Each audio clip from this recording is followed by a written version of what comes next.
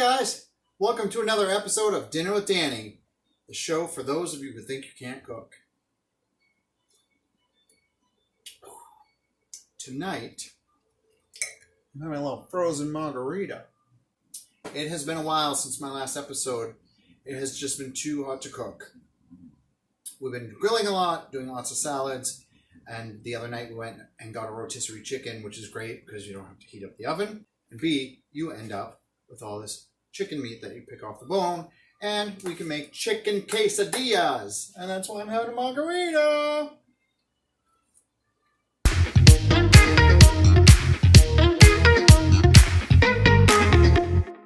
We're going to do chicken quesadillas, and they're so easy. I'm going to also show you how to make salsa. For our recipe, we have our chicken that we picked off the bone, white meat and dark meat. I just mixed it all together. You have your tortillas. We're going to put in some red onion. Of course, some cheese. You get this Mexican mix or the taco cheese. And I've already cooked some bacon. La la la la, bacon! La la la la, bacon! And I got it nice and crispy so that you can kind of crumble it into your quesadilla. If it's chewy, it's just going to be kind of, it's not going to cut well, it's not going to crumble, and it's going to be gummy. You can see that.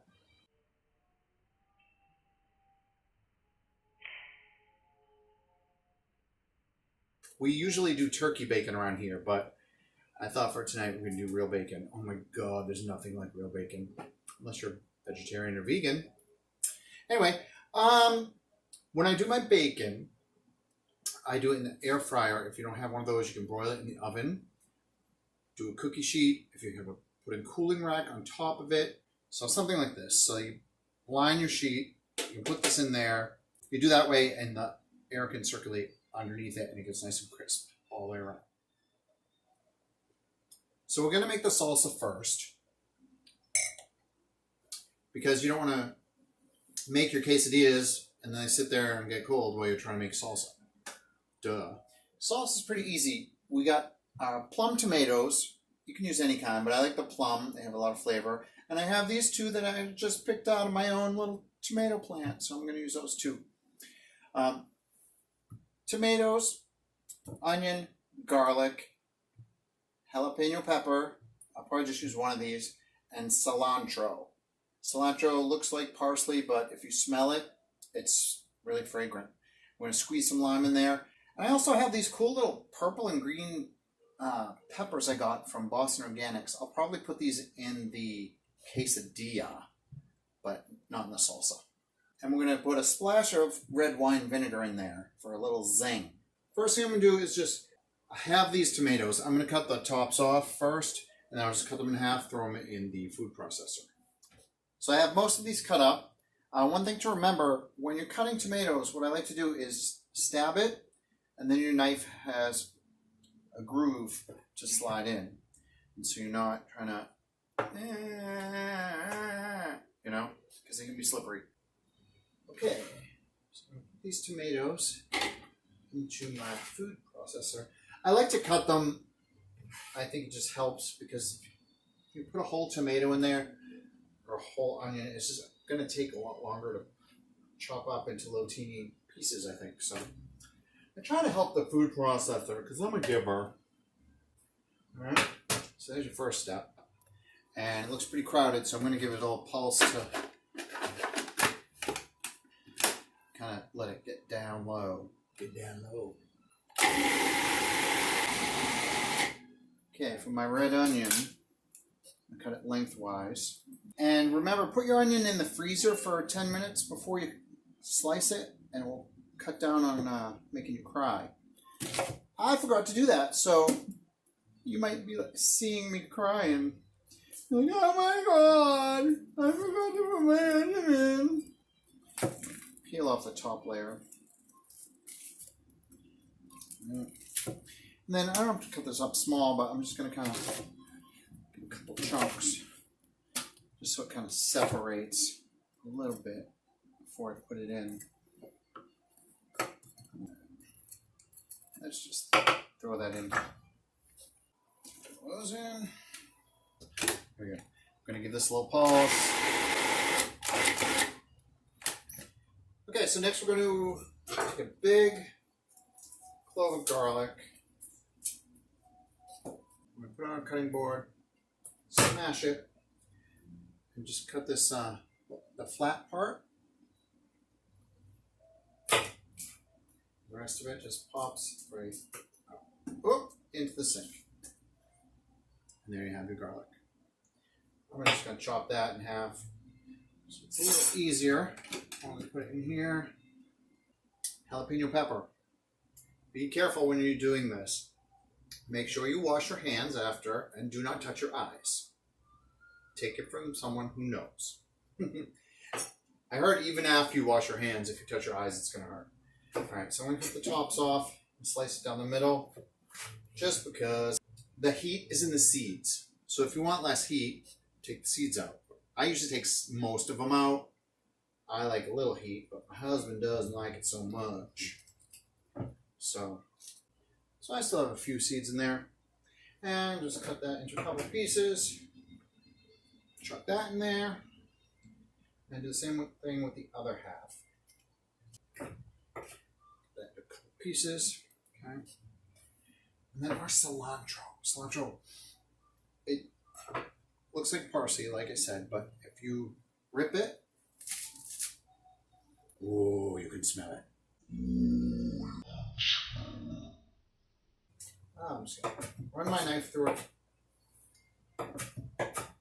loosely. If I see any big stems, I'm going to get rid of them. I tried to cut it pretty short to the whatever. Shut up, Barbara. Nice big handful of cilantro. This makes so much difference. If you do your salsa and then you do it without this and then you do it with this, it's a night and day. Squeeze a lime in there. Cut this in quarters so I get 2 pieces. The lime makes a big difference too. You have a nice bright flavor. And then you taste it and see what it needs. It might need more lime, it might need more cilantro, it might need more onion, who knows? Give it a whirl, see what happens. A couple of pulses.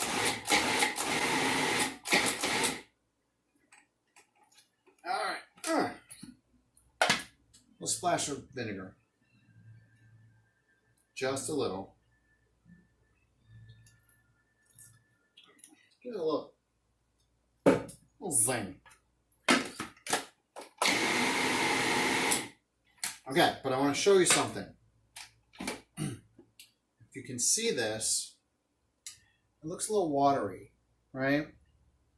And the first time I made this, I was like, why doesn't this look like the salsa I get in a jar? You know, it's watery. It's kind of thin and gross. Like, so what I did is read the ingredients on the frickin' jar. Shut up, Barbara. So that's what you do if you want to learn how to make something. Buy it in the store, read the ingredients. But the thing that I was missing, tomato paste. A little can of tomato paste thickens it up, makes it a nice dark red, and it's nah, nah, nah.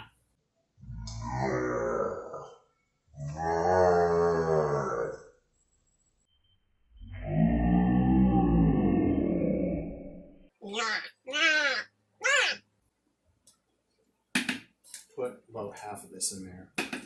Then we'll check it out, see if we need more.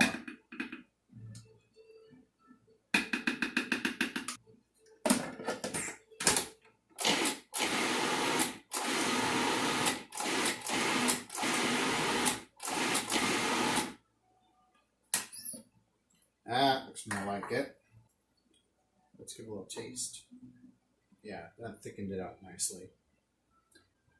Now I'll taste it. It's good. I think it needs more garlic. And probably more onion. Oh, it needs salt and pepper too.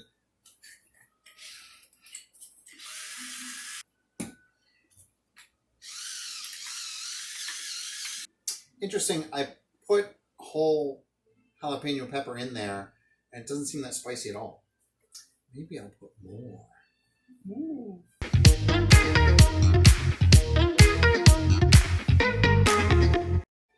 While we're at it, let's put some more of this in there. I want it nice and red and tomatoey, alright? Tomatoey? Is that a word? Tomatoey? Shut up, Barbara. Okay.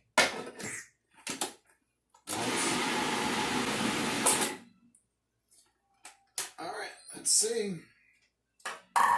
Best way to taste it is with chicken.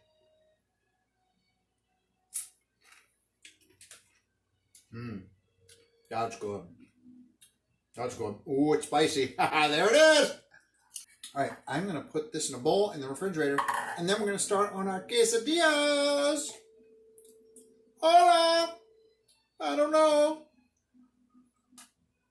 I failed Spanish like 5 times. No comprende español. Just saying. Oh, P.S. This is a huge thing of salsa. We're going to have leftovers.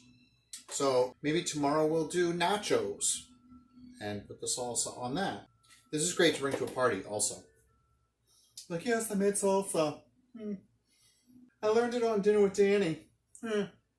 It's delicious. Try it. All right. Shut up, Barbara. Okay, so now that we have our salsa done, it's time for our quesadillas.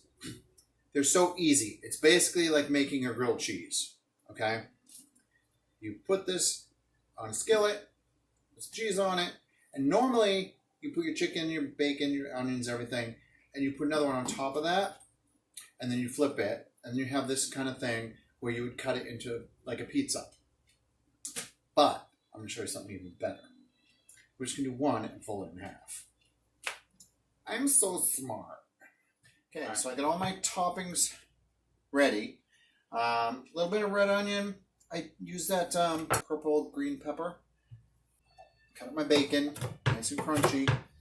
Now, because we're making 2, one for me, one for my husband, we're going to divide everything equally as possible. Just do it like that. And always make extra bacon because you know you're going to eat it.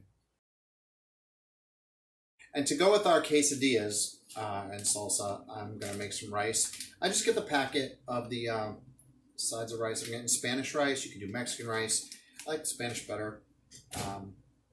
But I figure if you're going to do all this work to make the salsa and all this work to make the quesadillas and all the chopping and everything, just do the packet rice. It's like if you're making all this work for yourself for the main course, open up a can of string beans for the side, you know? Cut yourself. All right, first thing we're going to do is spray our pan, get it nice and hot. Ooh, I got new pans, people. New cookware. They're granite. I'm so excited! All right, so we got our pan nice and hot, okay? You want lots of spray. Put that right in there, okay?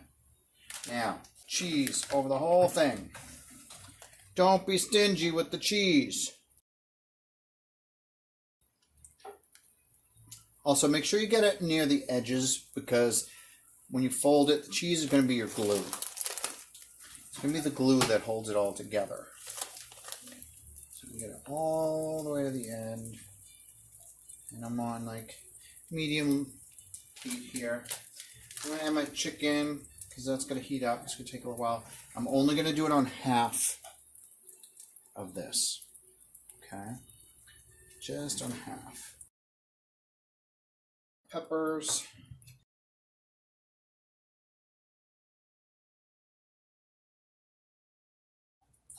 Our onions. Again, it's all just on the one side. Let the cheese on the other side melt. And of course, bacon. Oh my god, bacon. If some of it gets on this side, no big deal. But we're trying to accomplish something here. Okay. Then I'm going to put a little bit of cumin in there. Cumin, it smells just like taco seasoning. Now, our cheese is starting to melt. So let's see. Oh, look at this. Doesn't stick to my new pan. You want to get a little golden under there, so let that cook for a minute. Okay, so I'm going to take this, take a peek. It's starting to get golden brown on that side. I'm going to flip that right in half. Get the edges together because the cheese is your glue. Look at that. I think we are ready. Ooh, this looks good. I think we're ready to plate. There. I cut it. Our pizza cutter. Gone. Other side of my Spanish rice. Dollop of sour cream. I like a lot of sour cream.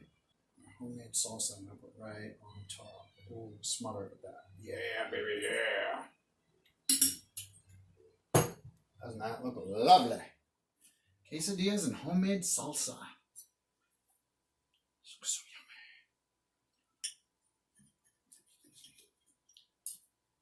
We'll cut that. A little sour cream on there. Mmm! Mmm, mmm, mmm, mmm, mmm.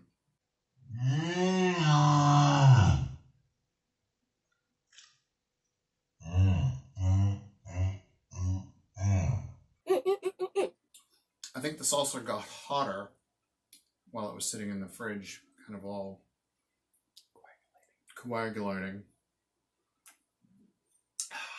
Frozen margarita. Bon appetit. Well, that's French. I don't know. Hola! That's all I know for Spanish. Try it. It's really good. So easy. Even if you don't make the salsa, make the quesadilla. It's so easy and yummy. All right. Hey guys, hope you enjoyed this recipe. Hope you enjoyed the episode. Thank you to my subscribers. Thank you to my husband for making specialty cocktails. Thanks, hon. Woohoo!